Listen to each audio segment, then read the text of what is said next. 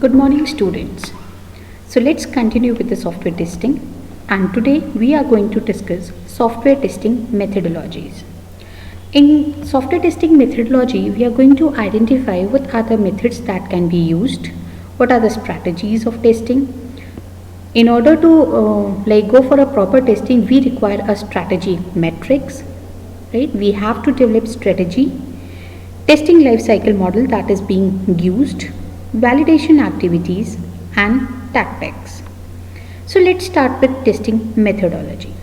So it's nothing, it's just an organization of testing by means of which this test strategy and tactics are achieved. So there are major 2 points here. One is a strategy and another one is a tactic. So what do we mean by a strategy is how you are going to proceed with the testing, that is verification and validation.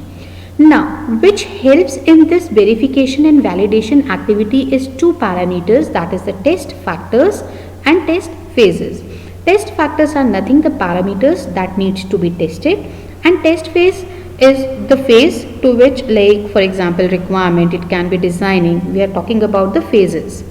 Okay, that can be clear with the diagram we'll be studying in the next one. So we carry out verification and then validation. In case of validation, we have three types of testing: unit testing, integration testing and system testing. So we know these terms, these are the levels of testing. In unit testing, we go for checking the individual unit or the module. Integration testing is where we integrate these modules and test it gradually, and system testing is the entire system as a whole is tested as per the requirements mentioned in the SRS document. So once the verification and validation is done, now how you're going to carry out this is using the tactics. Tactics means what are the techniques and the tools that will be used for carrying out these testing. So techniques are of two types: static testing and dynamic testing. While dynamic testing has two methods, black box methods and white box method. So now our focus will be totally based on this testing methodology. We will be working on each and every topic now in detail. Coming up to strategy. So test strategy is the planning of the whole testing process into a well planned series of steps. So you have to plan out the activities. Say you are supposed to start with the testing, and now it is clear that testing is a process which starts right from the beginning. From the requirement phase, you have to start with the testing also. So you have to plan that testing according to the phases and proceed in a proper manner. So a roadmap is being prepared here to achieve that specific goals. So the components of strategy are two.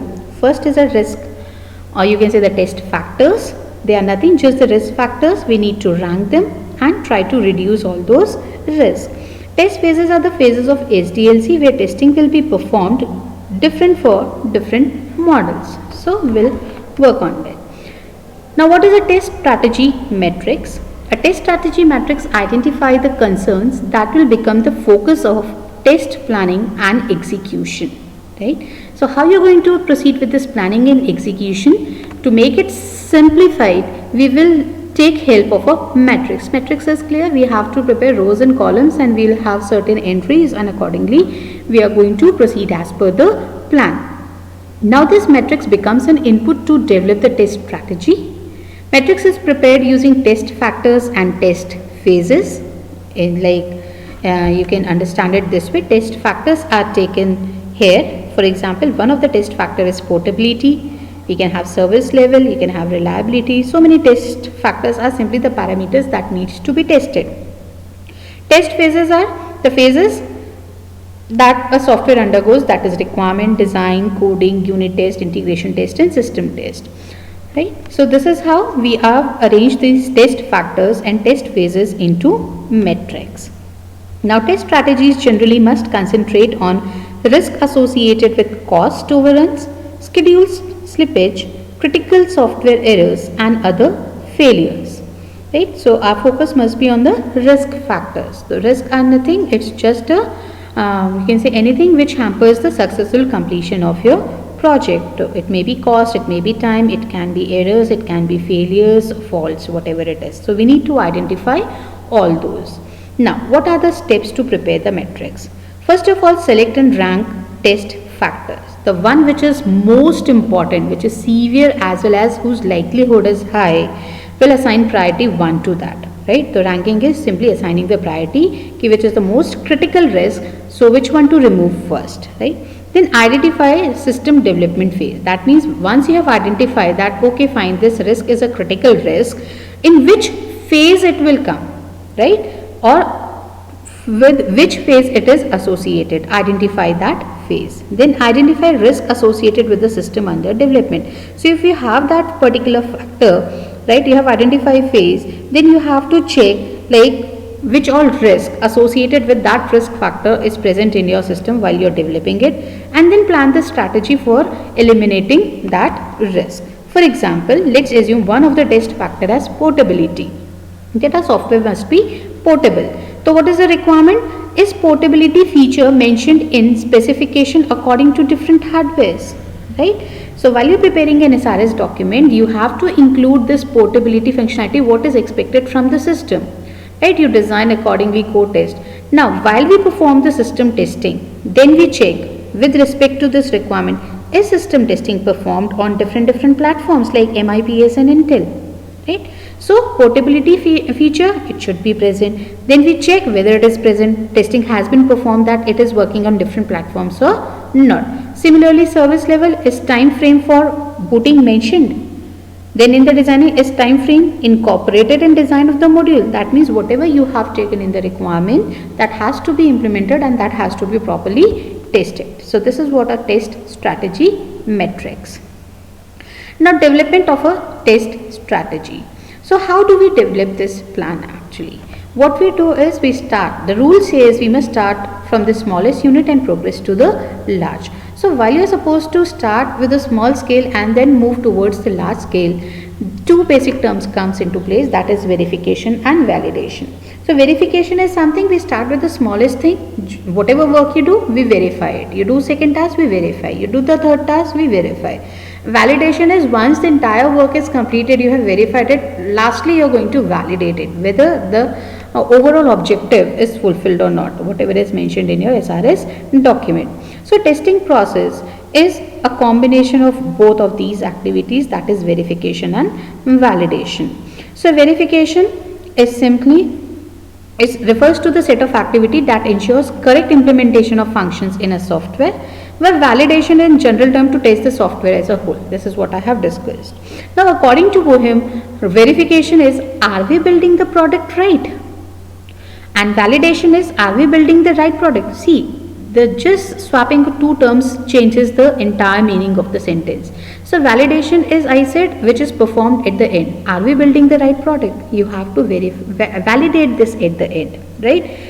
While verification is, are we building the product rightly? Whatever you are supposed to develop, are you proceeding in the correct manner, is verification actually, right? Now we have testing life cycle model. We commonly call it as verification and validation model, V&V model or V testing model. Then we are going to discuss this V testing model in detail.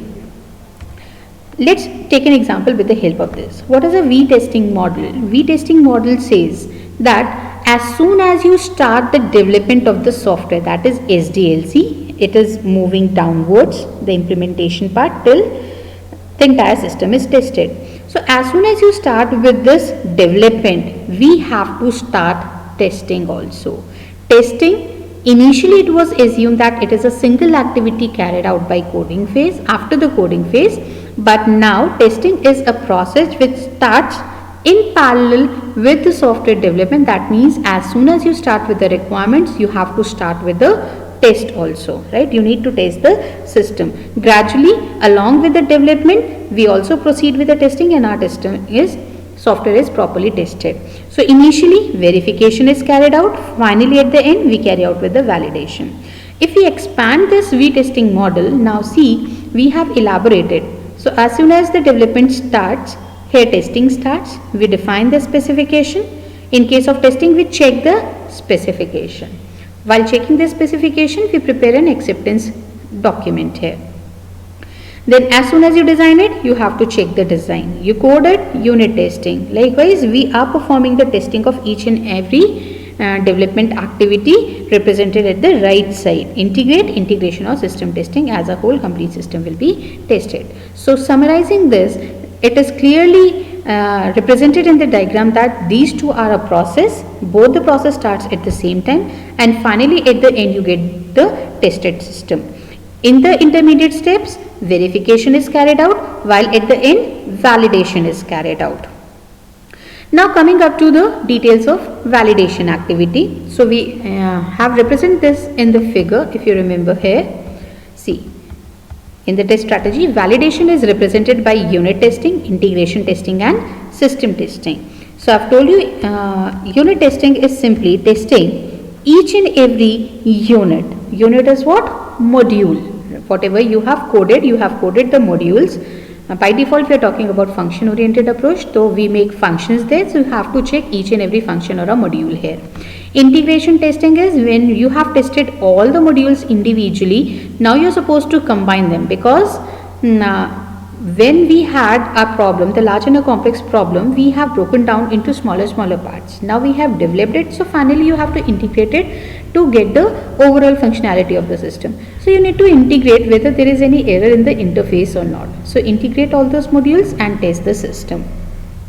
Then system testing, focus on the overall system. Once you have integrated the entire system, now you check whether it meets the user's requirement which are mentioned in the SRS document. Both for functional and non-functional requirements are tested here.